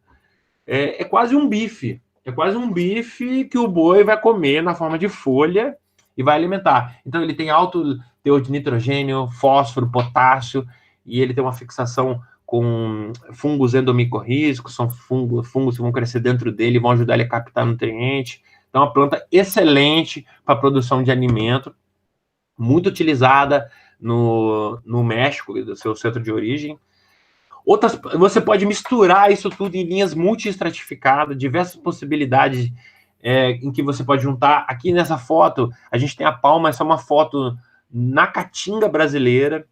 Eu estou ali no norte, essa foto é de um parceiro nosso também, de publicação científica, no norte da Bahia. Então eu tenho a palma, que é um recurso muito comum já para alimentação animal, lá na Caatinga brasileira. Eu tenho a leucena, que é uma espécie que tem um potencial invasivo muito perigoso em regiões úmidas. Eu não recomendo o plantio dela, mas na Caatinga brasileira ela atende muita demanda. No meio eu tenho cana, eu tenho capim-napier, então eu posso misturar todas essas espécies para incrementar a alimentação do meu animal, para que ele não dependa só do capim, eu tenho um resultado produtivo muito maior e também recupere o ambiente, a natureza. Essas plantas, elas podem tanto ser introduzidas na forma de muda, que é o método mais comum. Essas sementes, boa parte delas estão no mercado, você consegue encontrar, e os galhos dela, a parte estaquia, né, estaca. Eu corto um galho dessas plantas, igual o margaridão, coloco, enfio na terra, essa planta ela passa a virar uma planta nova. Eu reproduzo essa planta a partir do galho dela. E a última, que é a endozoocoria, que é a dispersão de sementes via digestão e bocheamento. Como que isso funciona? Quando a gente, muitos de vocês já devem ter experimentado, tá andando pelo pasto e voltar com a calça cheia de carrapicho. O carrapicho é um animal que ele vem do lado é uma planta que é sua semente, né, o seu fruto, ele agarra na nossa roupa e a gente carrega ela do lado de fora. Então, o boi também faz isso. Então, chamaríamos isso de ectozoocoria, que acontece do lado de fora. A endozoocoria é uma linha nova que está sendo desenvolvida. Não é tão nova. Desde 2003, a gente já tem alguns trabalhos científicos relevantes, mas ainda tem pouca visibilidade. Que é o quê? Você compra essas sementes leguminosas, você adiciona no sal mineral, que faz parte da alimentação do animal. O boi, ele lambe esse sal e ingere essas sementes. E quando ele vai fazer o seu cocô, essa semente ela cai no pasto e ela surge uma nova planta.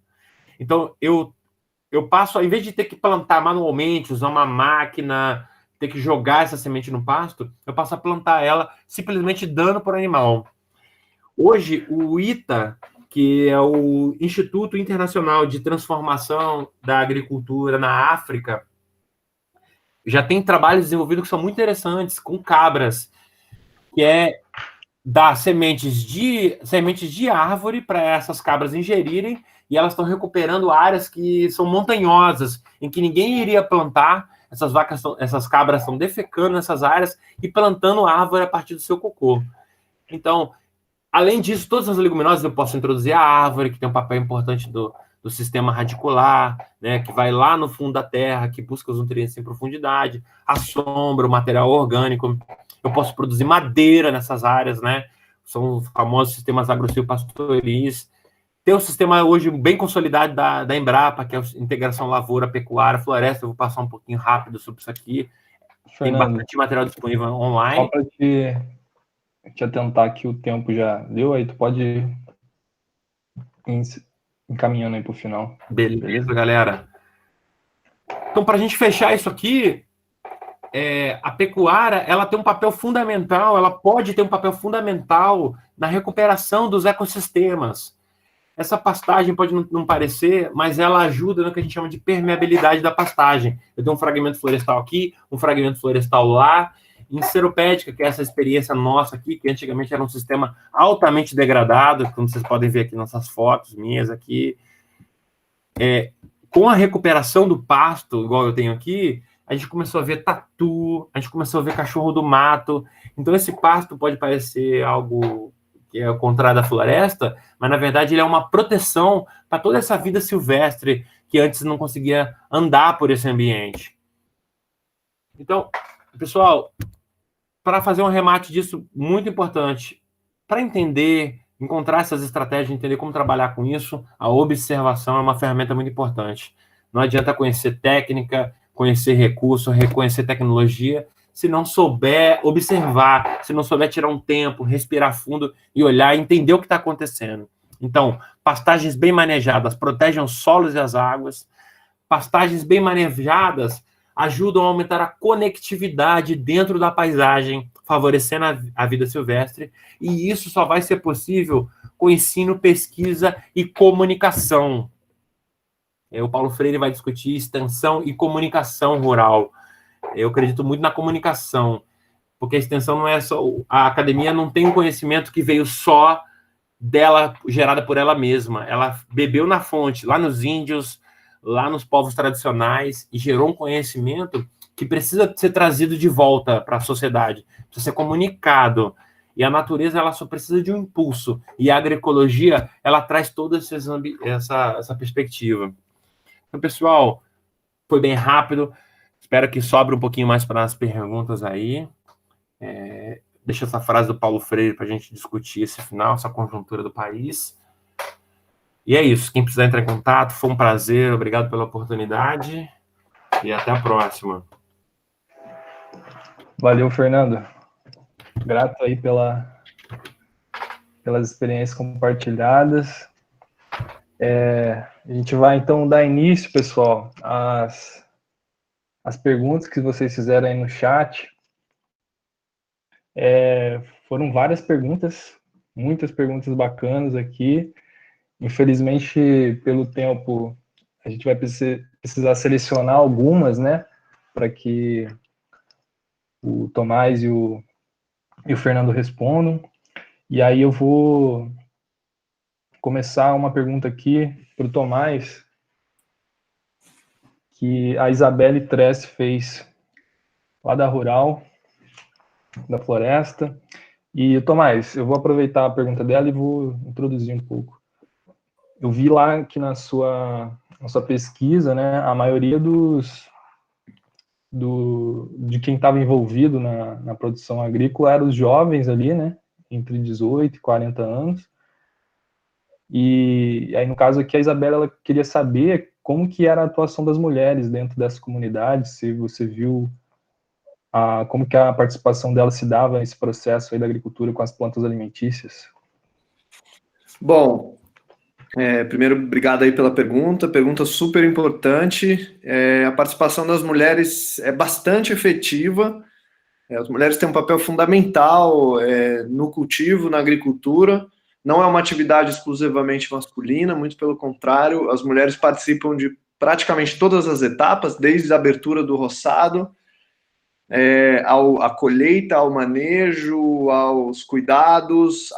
Elas também ajudam muito no beneficiamento das sementes, principalmente, né? São bastante guardiãs assim, das sementes, dos propágulos, né? Maniva, estaca, enfim. E vamos dizer que no quintal, principalmente, que talvez seja um dos locais mais, vamos dizer, um dos locais mais importantes para a domesticação de plantas, que são os quintais das casas, que a gente mesmo, né, a gente que gosta de planta, a gente pega uma semente na floresta, põe para germinar, pega uma estaca, traz. Esse é um processo de domesticação. As mulheres são grandes responsáveis pelo cuidado do quintal e cuidado da casa. Então, assim, eu diria que não só é importante o papel das mulheres, como é fundamental nesse processo de agricultura. E é muito bem definido, assim, eu acho que é bem legal, porque as mulheres têm papéis muito marcantes, os homens também, não existe esse conflito de quem que deve fazer mais, quem que deve fazer menos, existe uma divisão bastante equitativa assim, das tarefas, e com certeza... E as mulheres são guerreiras, cara. Pode te falar que vi muita mulher aí dando baile em homem lá, em termos de trampo, de cair dentro no facão, na enxada e no que for necessário. Então, realmente, é muito relevante. Maravilha. Muito bom também saber disso. E passar para mais uma pergunta aqui para o Tomás também, e aí a gente intercala com o Fernando. Essa pergunta é do Alexandre Carol, também, um antigo membro do GAI. Vou aproveitar para perguntar junto com ele também. E aí ele está querendo saber, Tomás, como que está sendo o processo de passar, né, esse conhecimento lá que as etnias já têm, que as comunidades já têm, para as novas gerações, e vendo todo esse cenário que a gente está vivendo hoje, né, vamos dizer, do enfraquecimento aí dos órgãos que protegem essas comunidades, e de como tu apresentou, né, nessa palestra que tu deu pra gente, a importância que esses territórios têm para preservar essas espécies já que foram domesticadas, e qual que é o impacto disso nessas variedades que tem lá, né? Porque tu comentou aí da banana, da mandioca, do milho, que são variedades que são específicas daquela região, né? Então, dificilmente a gente consegue encontrar em outro local, a não ser lá. Então, com base nisso, qual que é a importância, assim, e qual que é o cuidado que a gente tem que ter agora para preservar essas variedades que estão nessas regiões aí que você fez o trabalho? Cara, assim, primeiro, nesse primeiro ponto em relação aos jovens, assim, existe um movimento natural em comunidade tradicional, não só indígena, de os jovens quererem ir para a cidade, né, quererem ter acesso à internet, celular e tudo mais. Lá não é diferente. Não julgo esse processo, ao contrário, eu acho que todo ser humano tem liberdade de ter suas escolhas, independente de ser índio, branco, preto, azul ou o que for. Então não é um julgamento, ao contrário, é uma análise. Esse conhecimento ele é passado de geração em geração, o envolvimento dos jovens é bem forte, mas assim, existe um processo de erosão de conhecimento muito claro, assim, né? Eu converso com um ancião mais antigo, ele me fala de 10 tipos de abio. Eu falo com o jovem, ele conhece 2. Eu estou dando um exemplo, né? Então, assim, existe um processo de erosão e esse processo, eu vou te falar que é bastante complexo da gente de fora atuar, assim, querendo evitar que esse processo aconteça. Como que a gente pode evitar? Através de pesquisas, através da valorização, através de dar visibilidade para essas populações. Por isso que eu acho que a etnobotânica e a agroecologia têm um grande papel de dar visibilidade, de colocar essas pessoas, essas comunidades no devido lugar, que é num lugar de guardiões, de anciões da terra, né? Provavelmente, se der um grande problema na humanidade, essas populações têm maiores chances de sobreviver junto à natureza do que a gente, assim, né? Então, eles têm alguns mecanismos para preservar isso, eles fazem feira de trocas de sementes, de estacas, de plantas com as outras etnias da região. E assim, cara, sendo bem sincero, eu acho que a gente está bastante ladeira abaixo, assim, em termos de conservação dessas variedades e desse conhecimento. Então, eu acho que agora é correr contra o tempo, tentar levantar o máximo que a gente consegue, guardar o máximo que a gente consegue, valorizar o máximo que a gente consegue, porque os tempos são difíceis. E se a gente ficar pensando muito, essas comunidades vão embora, como estão indo aí por causa de coronavírus, por causa de uma série de coisas estão indo embora, bibliotecas inteiras, né, de conhecimentos. Então, assim, acho que a pesquisa, a ciência tem um papel fundamental nessa conservação e na valorização desse conhecimento tradicional e consequentemente das variedades, né? Então é isso. E aí os órgãos de pesquisa tentam também, Embrapa, Senagem, tentam, né, coletar, guardar em bancos de sementes. Existe esse processo, né, de guarda, mas a gente sabe que é complexo e de que o mais importante é essas plantas estarem sendo cultivadas, é um banco de sementes, ou um farm mesmo, cultivado, para que elas também se adaptem às mudanças climáticas e tudo mais. Então a ciência, para mim, é a grande chave para isso não se perder de uma forma muito acelerada, porque vai acabar se perdendo pelo caminhar da história, tá um pouco nesse caminho, infelizmente. Felizmente, mas valeu, Tomás, pela resposta aí.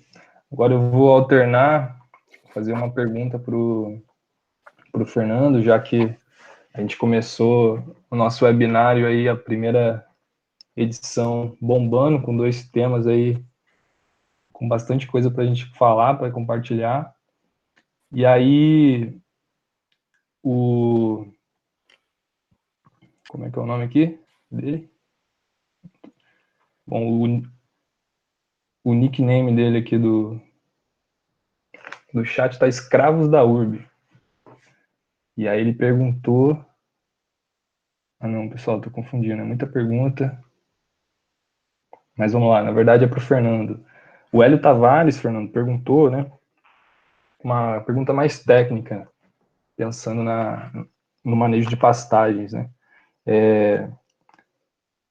A gente sabe que o gado ali, na área, se a gente não tomar cuidado, ele pode causar diversos problemas ali de erosão, de compactação do solo.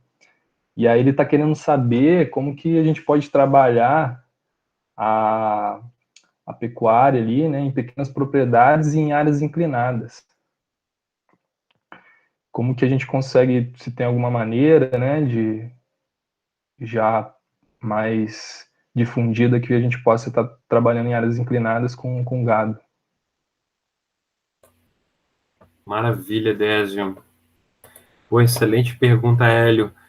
Essa é uma dúvida que não só eu, mas a maioria dos profissionais da agropecuária tem. A verdade é que o boi, né, o bovino, ele não é um animal de altitude, ele não é um animal de áreas extremamente inclinadas. Ele é um animal que ele precisa de uma inclinação média para andar, para caminhar com saúde e para ganhar peso, para se desenvolver. Então, na verdade mesmo, assim, minha opinião como técnico, não existe solução para botar boi em área inclinada. Eu acho que talvez a decisão não seria o que fazer, mas sim qual animal introduzir. A experiência que a gente tem visto tanto em Teresópolis, quanto o pessoal de Friburgo, quanto o pessoal lá na África, no Ita, é que cabra é o animal mais adequado para áreas inclinadas. Eu estou falando assim de inclinação acima de 25 graus de inclinação, que já é uma inclinação que não é saudável para o boi, o bovino. Então, talvez trabalhar com as cabras seja a melhor solução para essas áreas. Então, eu falei um pouquinho até sobre recuperação, né, distribuição de sementes via bosteamento. Só a cabra que vai chegar naquela altitude. Só a cabra que vai conseguir andar nesse terreno extremamente declivoso, porque elas tiveram toda uma adaptação ecofisiológica ao longo de centenas e milhares de anos. A cabra foi um animal que foi melhorado a partir de um animal que já vivia em altitude, já vivia em ambientes extremamente inclinados. A pata dela tem uma pegada, né, que se ajusta melhor aos buracos, à escalada. O boi, de fato, chega uma hora que o terreno está tão inclinado que o boi ele é mais prejudicial do que uma ajuda.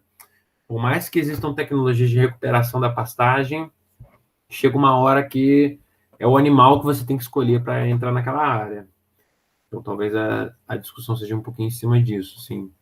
O animal qual escolher.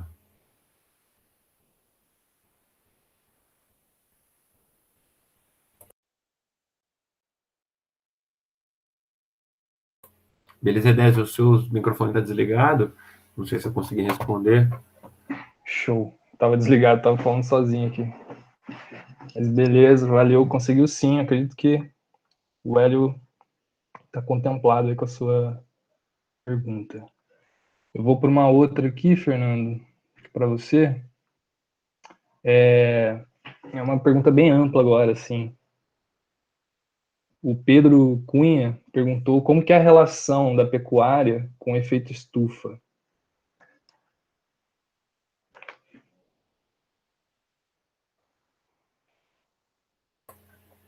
Cara, eu tocou num ponto aí que é muito sensível, né? Bem Eu tenho um sensível. amigo meu que é geólogo e também tem um outro amigo meu que é meteorólogo, que há muita gente que questiona essa questão do aquecimento global e a forma como ela é enxergada. O boi, a vaca em si, os ruminantes, eles têm de fato, dentro do seu metabolismo, uma emissão de gases metano muito elevada. Então, a gente precisa trabalhar numa perspectiva de compensação. Se eu tenho um pasto degradado, o meu boi, de fato, o meu sistema de produção animal vai emitir muito mais gases do que consome. Mas hoje a gente já tem referenciado em inúmeras bibliografias que um pasto bem manejado, muito além do que compensa ambientalmente as emissões de gás de estufa, como ele é capaz de superar em acúmulo de carbono hectare ano, quilos hectare ano, até do que uma floresta. Vamos lá, vamos com calma, para isso não gerar o que na época gerou um argumento para a galera do agrobusiness divulgar, vamos desmatar.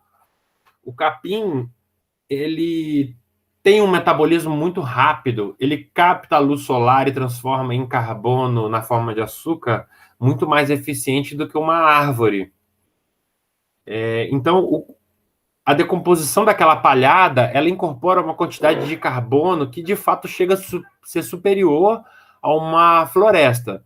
Não necessariamente esse carbono que vai entrar no solo, ele é estável o suficiente, como é numa floresta. Mas a pecuária bem manejada, um pasto bem manejado, ela é, sim, capaz de até resolver problemas da emissão de gases do efeito estufa. Então, o saldo que a gente encontra existe uma série de fatores. Eu planto o capim ele capta todo esse carbono que está na atmosfera, ele passa para o trato digestivo do animal, ele é incorporado na forma de fezes e ele é emitido para a atmosfera na forma de respiração e gases emitidos pelo extrato do animal.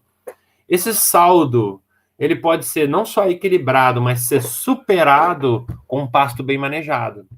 Porque o capim vigoroso, ele é capaz de transformar o ambiente. Ele capta todo o CO2 atmosférico e transforma aquilo em matéria orgânica, que vai ser incorporada no solo e alimentar os micro-organismos, ser fixado no solo na forma de carbono orgânico.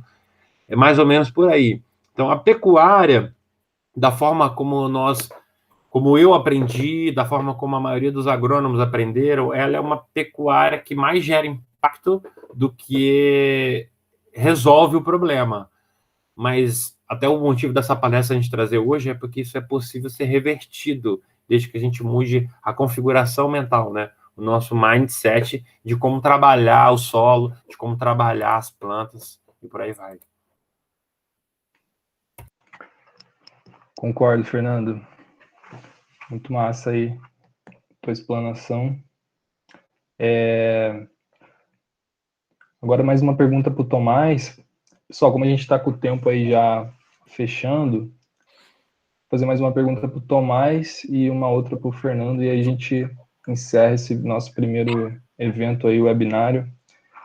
que futuramente aí teremos novos, fiquem ligados aí nas páginas do GAI, da FEAB, que em breve tem novidades. Ô, Tomás, eu tenho uma pergunta aqui, que agora o nome dele aqui no chat está Escravos da Urbe, e ele está querendo saber, né, com as práticas de cultivo do povo Kaxinawá, se você vê alguma possibilidade desses tipos de produção agrícola, principalmente os tradicionais, se ele é possível se tornar uma atividade comercial, que se consiga se difundir para outras regiões que tenham mesmo uma característica semelhante, que tem esse potencial de comunidades, de trabalharem dessa mesma maneira, similar. Como que você vê essa perspectiva, se é possível ou não? Bom,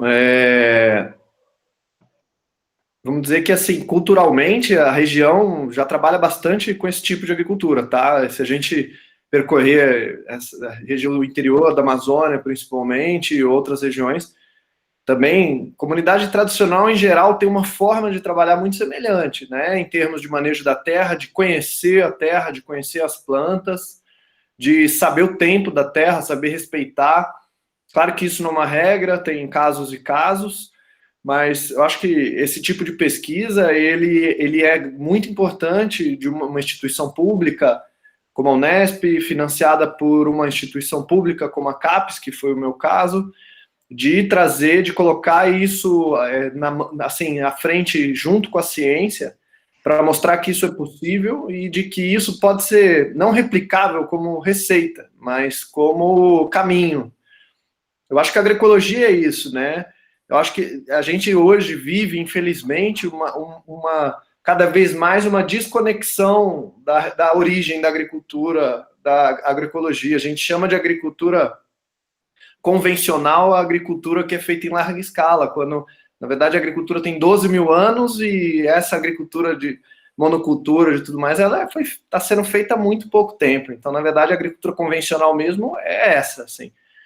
Então, acho que serve como lição para que a gente não desconecte, não desconecte da origem mesmo, do que é agricultura, do que é manejar a terra, não crie, não se coloque como criadores ou co-criadores de novas técnicas, novos modelos, novas frentes, novas vertentes, quando, na verdade, tudo isso é inspirado e aprendido de comunidades e de pessoas que estão há séculos aí manejando a terra. Então, assim, serve como exemplo e serve como lição de humildade, principalmente, e eu acho que sim, pode ser replicada, mas não como uma receita de bolo, mas como uma grande inspiração, porque acho que essa agricultura ela é muito adaptável. Hoje ela é feita de um jeito, amanhã é de outro, nesse terreno é de nessa variedade de planta é de outro, então eu acho que o que cabe a nós é olhar a agricultura como uma coisa mutável e algo que é construído através da observação, através do entendimento da natureza e da terra de uma forma consciente e respeitosa, principalmente, né? Respeitando as origens, respeitando esse conhecimento, porque a gente não está falando de agricultura só, a gente está falando de conhecimento tradicional que tem que ser respeitado, tem que ser valorizado, e a gente não pode nunca esquecer disso, que é uma pena que hoje muita gente esquece e se diz grandes criadores disso, quando na verdade só trouxeram isso de outras inspirações. Então, sim, acho que na Amazônia, principalmente, esse tipo de agricultura é um grande modelo de agricultura tropical, sustentável, resiliente, que com certeza vai contribuir muito para as próximas décadas aí de mudanças climáticas, com certeza. Maravilha. Eu também acho que esses modos, né, de organização das comunidades já inspirou muitos projetos, muitas iniciativas aí que estão em andamento hoje, né? Sim. A gente tem aí as cestas que são entregues, principalmente agora na pandemia, está tendo várias iniciativas que estão fazendo esse trabalho, né, de entrega de produtores locais das regiões. Tem também experiências mais antigas de CSA, né, de Comunidade de Sustento Agricultura, que já é algo inspirado nisso. E muito bacana. Uma coisa que é importante dizer é que, assim, eles também vendem, tá? Esses indígenas, muitas comunidades também comercializam, não é só para consumo. E o grande motor disso, dessa comercialização, que eu venho aqui defender, são os programas como o PAA e o PENAI, que possibilitaram que a agricultura familiar tivesse minimamente um acesso aos mercados institucionais, por mais que a gente saiba que não são pagos grandes valores, mas esse é um grande motor que impulsionou a manutenção dessas famílias na terra. Então, com certeza, isso também contribui muito. Política pública é essencial para a manutenção da agricultura tradicional também. Maravilha, Tomás. Muito bom. Vou para a última pergunta aqui para o Fernando. Pessoal, é muita pergunta, infelizmente não dá para a gente responder todas agora. E aí, a pergunta aqui é do sul de Minas, e o Mike Siqueira, ele disse que lá na região dele, o solo, Fernando, ele sofre muito com lixiviação, né? E aí, qual seria uma pastagem ideal para poder ajudar a conter essa lixiviação? Teria alguma pastagem que a gente poderia usar para utilizar para conter essas erosões? É possível? Massa, muito legal essa pergunta. Eu aprendi com o meu mestre, grande profissional da área, que é o professor Robert Macedo. Ele fala assim, que o melhor que a gente tem é o que tem agora. Então, às vezes, já tem um capim lá na área dele já acontecendo. O simples fato de dar o descanso para aquela terra, fazer um manejo da fertilidade do solo, aplicando calcário, dando descanso para aquela terra, faz com que o capim ele recupere o seu vigor, ele recupere a sua produtividade. E aí ele vai crescer e ele vai fazer uma verdadeira forração sobre a terra. Hoje em dia, a braquiária é um dos melhores capins que a gente tem a nível de cobertura do solo. Porém, a braquiária é uma planta que foi trazida da África. E ela é uma planta que ela tem uma tendência a ser invasiva. Eu não recomendo, apesar da braquiária ser uma planta excelente, com um potencial maravilhoso para alimentação animal, rusticidade, eu não recomendo plantar mais braquiária. Mas a braquiária já está estabelecida, então só do fato de vocês recuperarem ela com calcário e o manejo todo de pousio, já pode fazer um diferencial muito grande para essas áreas degradadas e que estão sofrendo o impacto tanto do ambiente quanto do homem. Maravilha, Fernando.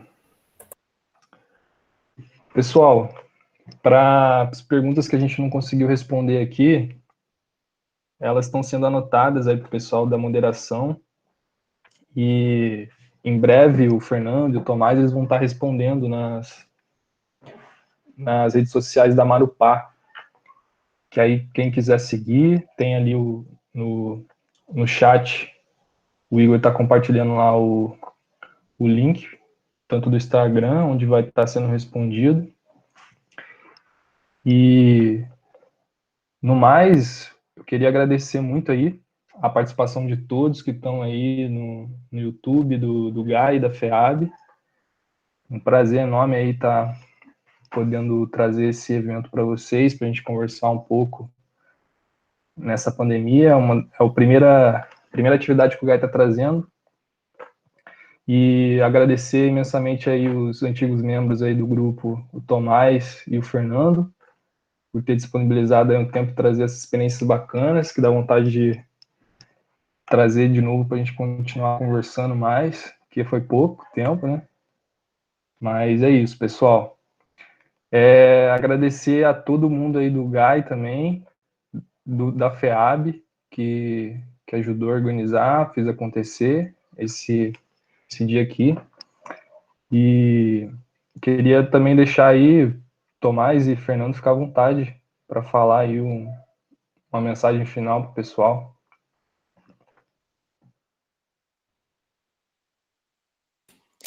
Bom, pessoal, então eu vou falar primeiro. Edésio, brigadão, tá toda a equipe aí, todo mundo que está envolvido nesse evento.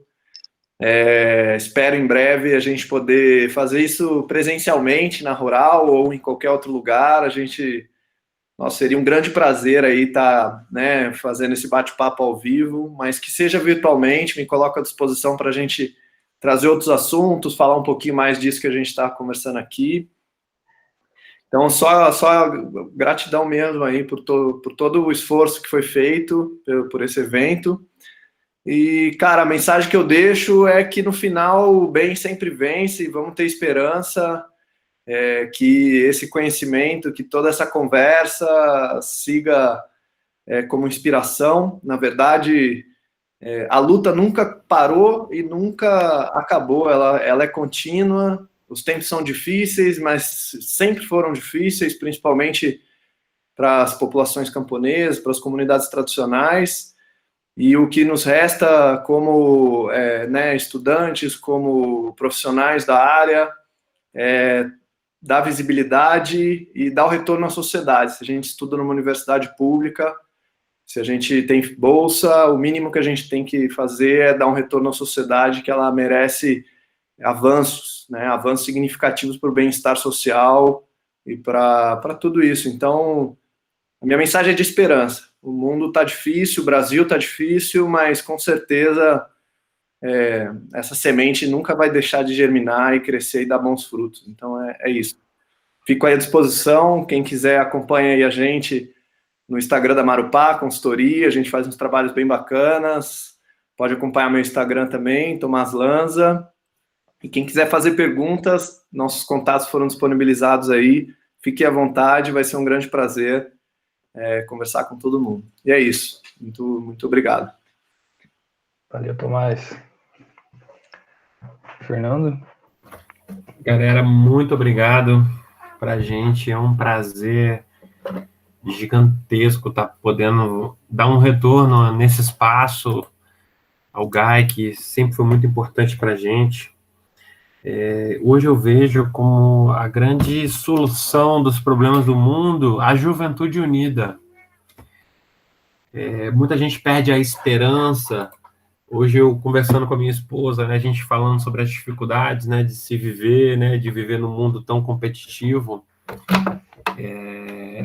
Ela falou para mim uma coisa que me marcou muito. O mundo ele é difícil porque as pessoas não sabem trabalhar em coletivo, não sabem trabalhar unidas. Então, acho que talvez a maior mensagem que eu trago. Se todo o conhecimento que a gente acumulou na nossa trajetória, ele está aqui hoje da forma que ele está, foi porque um companheiro resolveu ceder um momento para tirar uma dúvida, foi porque um amigo não teve preguiça de responder, sabe? Eu acredito que quando a gente acredita em se ajudar, caminhar mútuo, sabe? Caminhar juntos, a gente resolve a maior parte dos problemas. E talvez a minha mensagem seja exatamente a que o Tomás mandou, uma mensagem de esperança. Sem dúvidas, o mundo já foi muito pior, já foi muito mais cruel, já foi muito mais severo. E a gente superou isso com práticas, com conhecimento tradicional. E eu acho que a palestra do Tomás traz muito isso para nós. A importância do conhecimento tradicional, a importância de algo que é passado entre as gerações, a importância de algo que é falado de um para o outro. Isso é muito precioso. É isso que transforma vidas, né? Eu posso falar com minha experiência profissional, acho que 90% do que eu sei hoje enquanto técnico, do que eu me sinto seguro, foi passado por mim via tradição oral, foi passado por mim, por alguém que resolveu compartilhar o seu conhecimento. Então é isso, vamos compartilhar, vamos conversar, vamos ter paciência em se ouvir, em falar um para o outro, vamos se ajudar. Acho que esse é o caminho para transformar tanto a nossa vida enquanto sociedade, mas também o ambiente, a natureza, conservar os nossos recursos naturais. Perfeito, Fernando. Muito bom aí a fala de vocês, para a gente estar encerrando. Pessoal, basicamente é um pouco do Grupo de Agricultura Ecológica aí, do GAI, em parceria com a FEAB. Mais uma vez agradecer aí imensamente todos que estão participando. E em breve teremos aí novidades, mais webinários agroecológicos com novos convidados, novos participantes. Fiquem atentos e um grande abraço aí a todos. Boa noite.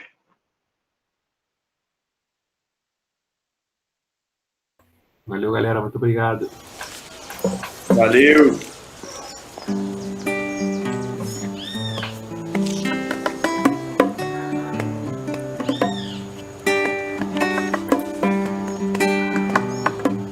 Monstrão!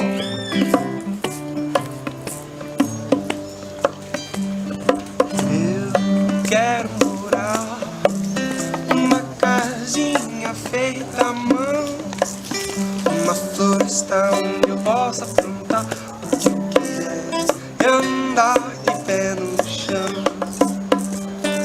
Eu quero morar numa casinha feita à mão, uma floresta onde eu possa plantar o que eu quiser e andar de pé no chão. E vou plantar abacaxi com banana, mandioca, cacau, batata doce, feijão, palmito e um café bem bonito, lá na sombra da laranja e do mamão. Sob a copa do coqueiro, açaí, abacateiro, cajueiro e maracujá. E lá no alto a seringueira com apuro na beira, contemplando uma vista do mar. Porque eu quero morar numa casinha feita à mão, numa floresta onde eu possa plantar o que eu quiser e andar de pé no chão. E eu quero morar numa casinha feita à mão, numa floresta onde eu possa plantar o que eu quiser e andar de pé no chão. E vai ter trilha pro rio, cachoeira, cascata no berro do tucano, encanto do sabiá, no voar da borboleta, sair a feiticeira, espreita na procura do jantar. Abelha nativa fazendo colmeia, colhendo pra lá e pra cá. Espero que tenha um fogão a lenha e muito pra que celebrar. Porque eu quero morar numa casinha feita à mão, uma floresta onde eu possa plantar o que eu quiser e andar de pé no chão. Eu quero morar numa casinha feita à mão, uma floresta onde eu possa plantar o que eu quiser e andar de pé no chão. Com cuidado do facão, apagar a ilusão de que o que é bom é o que produz demais. Confiar na natureza sem manchar tua beleza com veneno e outras coisas más. E os 8 cachorros pra fazer a festa bem logo assim que eu chegar. Sem ócio moleza, curtir com firmeza aquilo que a terra me dá. Eu quero morar numa casinha feita à mão, numa floresta onde eu possa plantar e andar de pé no chão. Eu quero morar numa casinha feita à mão, numa floresta onde eu possa plantar o que quiser e andar de pé no chão. Eu quero morar numa casinha feita à mão, agrofloresta onde eu possa plantar o que eu quiser e andar de pé no chão.